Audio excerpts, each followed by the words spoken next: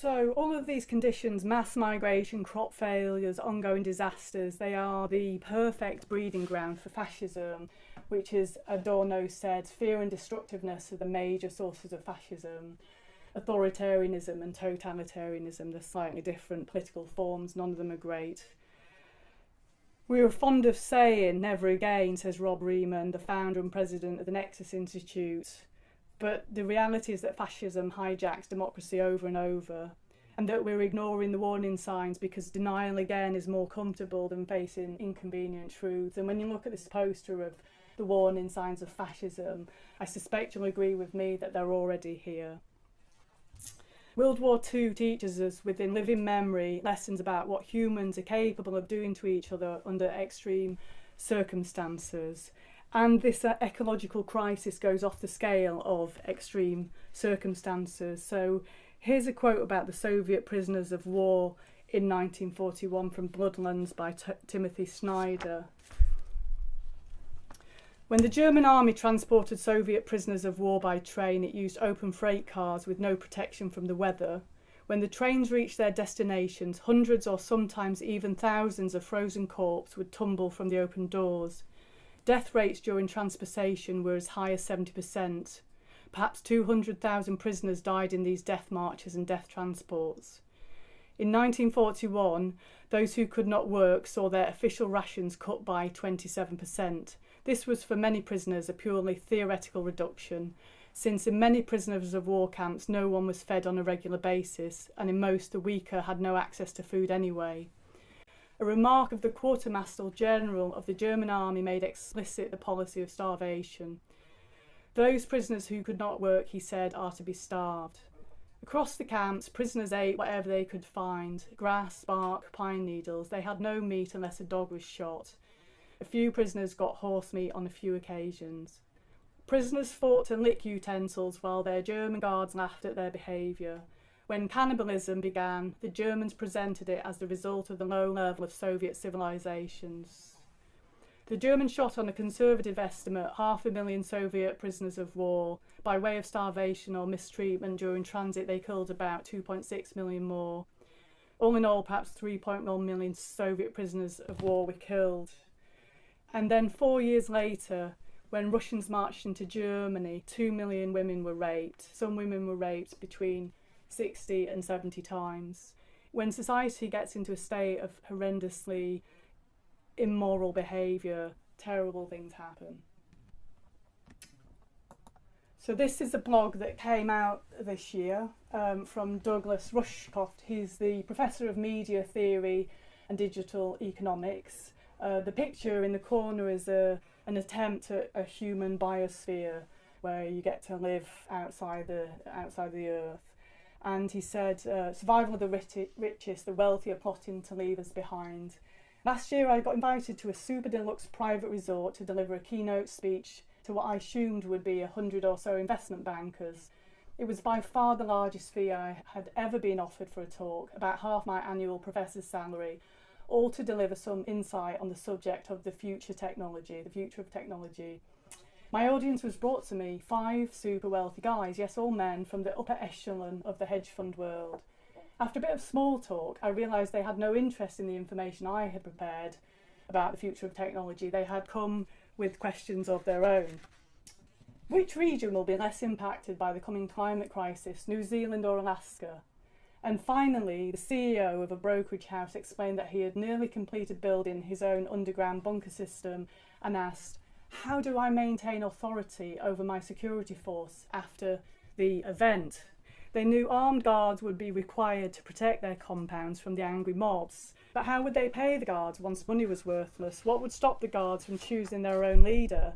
The billionaires considered using special combination locks on the food supply that only they knew, or making the guards wear disciplinary collars of some kind in return for their survival, or maybe building robots to serve as guards and workers, if that technology could be developed in time. Now, the phrase "the event" is the name that the elite are giving to the breakdown of society. They are anticipating it, but even they feel powerless to do anything about it. It's talked about a lot.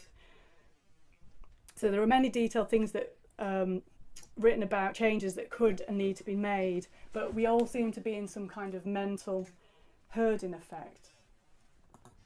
Well, how is government responding to these terrible threats to our nation? UK policy, government policy is utterly terrible. For example, they have scrapped support for onshore wind, axed solar subsidies, killed off the flagship Green Home Scheme, sold off the Green Investment Bank, watered down the incentive to buy a greener car, given up on zero carbon homes, ditched the green tax target and refused tidal power. And to mention two specifics, the approval of the third runway at Heathrow will increase the airport's emissions by 7.3 million tonnes. That's the carbon equivalent of Cyprus. Fracking is tax subsidised. We know that it actually increases global methane emissions, methane being a far worse greenhouse gas than carbon dioxide. So the worst period for UK environmental policy in 30 years. So we just have to really face reality, folks. There is a horrendous lack of concrete action. The graph on the left shows you the increase in greenhouse gases.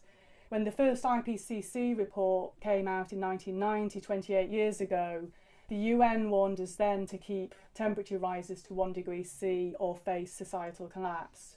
CO2 levels are 60% higher than in 1990 and they're still rising, methane even more so. At some point soon, maybe it's already here, we can't reverse the problems, they run away from us.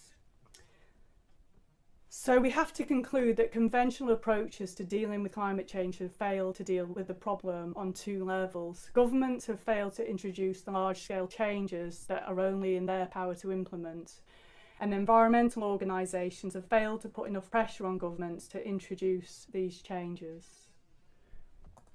It interests me to know how the international community managed to carry on with business as usual. Basically, it's based on this myth that we're going to create a technology called carbon capture and storage. It's been tried in small trials. It's not worked, and it's not ready to scale. There's been a review. So it would be great to have a technology, and I'm all out for it, but there aren't currently safe, we're not against safe, innovative technological solutions, but they need to stand alongside concrete actions today based on things that we know will work. So this is Professor Kevin Anderson. He's the Professor of Energy and Climate Change at the University of Manchester and Deputy Director of the Tyndall Centre for Climate Change Research, talking about governments and their role in doing nothing. He said there have been a litany of technocratic frauds. We haven't tried real mitigation. It's not that things can't be done right. Long-term targets undermine real mitigation today. Policymakers are relying on negative emission technologies that don't exist. There's always going to be a silver bullet for the future. We'd rather question physics than the economic model. Scientists are reluctant to say how challenging the Paris commitments are, and they are self-censoring. So this is Dr. Kate Marvel from the NASA's Goddard Institute. She researches humanity's effect on climate and what we can expect in the future.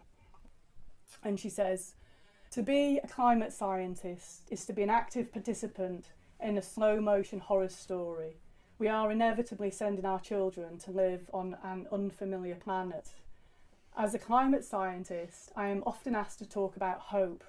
Particularly in the current political climate, audiences want to be told that everything will be all right in the end.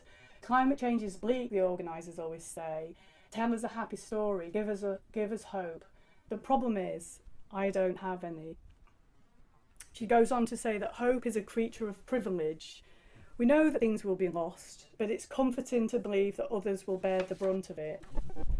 But the opposite of hope is not despair, it's grief. Even while resolving to limit the damage, we can mourn. And here, the sheer scale of the problem provides a perverse comfort. We are in this together. The swiftness of the change, its scale and inevitability binds us into one, broken hearts trapped together under a warming atmosphere. We need courage, not hope. Grief, after all, is the cost of being alive. We're all fated to live lives shot through with sadness, and we are not worth less for it. Courage is the resolve to do well without the assurance of a happy ending.